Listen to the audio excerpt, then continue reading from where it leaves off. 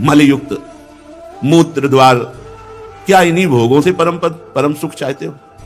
देखो महापुरुष जन लोक लज्जा के ऊपर उठे हुए हैं, वो इसलिए खुली बात समझा रहे हैं। क्या है स्त्री पुरुष के शरीरों में? क्या है? धर्मयुक्त काम मैं हूं। भगवान श्री कृष्ण अपनी विभूतियों का वर्णन जब करते हैं, अगर धर्मशास्त्र के अनुसार पाणी ग्रहण संस्कार करके संतानोत्पत्ति क्रिया की जाती है, तो भगवान कहते हैं धर्मयुक्त काम मैं हूं। काम निषेध नहीं है, अधर्मयुक्त काम निषेध है। धर्मयुक्त संतान की उत्पत्ति के लिए यह काम क्रीड़ा है। अगर तुम्हारी रुचि गृहस्थाश्रम में नहीं, तो आप भले घर में रहो, लेकिन ब्रह्मचर्य से रहते हुए, भगवान का चिंतन करते हुए, समाज सेवा करते हुए भगवान को प्राप्त हो।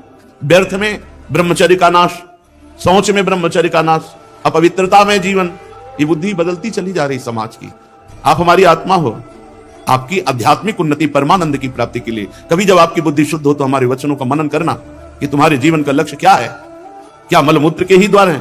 भ्राता किम मरणम, पहले तो हे भाई क्या तुम मरोगे नहीं? दूसरा मलैक निलय, जहां से मल निकलता है उन द्वारों में प्रीति करते हो।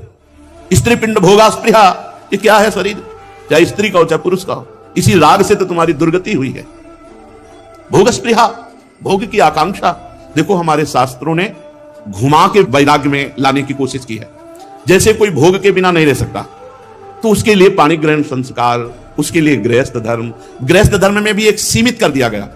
अगर आपके अंदर काम वेदना है, तो एक पद्धति शास्त्रीय रखी गई है। शास्त्रीय पद्धति के अनुसार संतानोत्पत्ति के लिए आप अपनी पाणी ग्रहण की हुई पत्नी में संतानोत्पत्ति की भावना से, अन्यथा आप संयम से रहें, ब्रह्मचर्य से रहें, जीवन को भगवान के मार्ग में बढ़ावें। इसलिए हमारा मनुष्य जन्म हुआ। ये भोगों की छूट नहीं दी गई कि आपका ब्याह हो गया गृहस्थी में। देखो, अगर आप संयम से चलेंगे तो भगवान भी प्राप्त हो जाएंगे, और भोगों का भी धर्मपूर्वक भोग भोगते हुए आप निकल जाएंगे।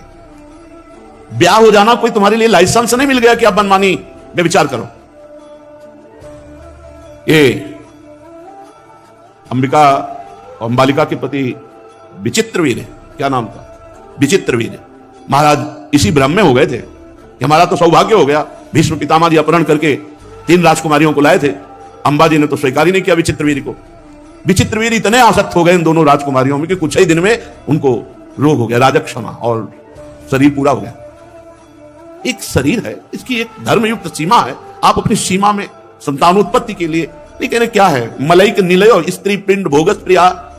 जब तक आप मन के द्वारा ऑपरेशन करके नहीं देखोगे, तब तक आसक्ति बढ़ती रहेगी। कुछ नहीं भाई, हम तुम सब यही बोल रहे हैं, लेकिन आसक्त उसी में है। यही भगवान की प्रचंड माया है। ये जब तक नाम जप नहीं होगा, तब तक इससे नहीं निकल सकते। खुली बात है। खूब डट के नाम जप करो, देखो आपको घृणा होने लगेगी, घृणा होने लगेगी। नाम जापक भगवत प्रेमी श्री अम्बरीश जी महाराज नवीन रानिया है। 1 मिनट फुर्सत नहीं ठाकुर जी की सेवा से। भगवान का सुदर्शन चक्र उनकी रक्षा में है, और चक्रवर्ती सम्राट राज्य पद भी संभाल रहे हैं। एक भी स्पृहा भोग की नहीं है। ऐसे महापुरुष की दुर्वासा जैसे त्यागी महापुरुष भी उनके सामने नतमस्तक हो गए, चरणों में गिर गए और कहा, मैं आज देखा भगवान के भक्त की कैसी अपार महिमा है।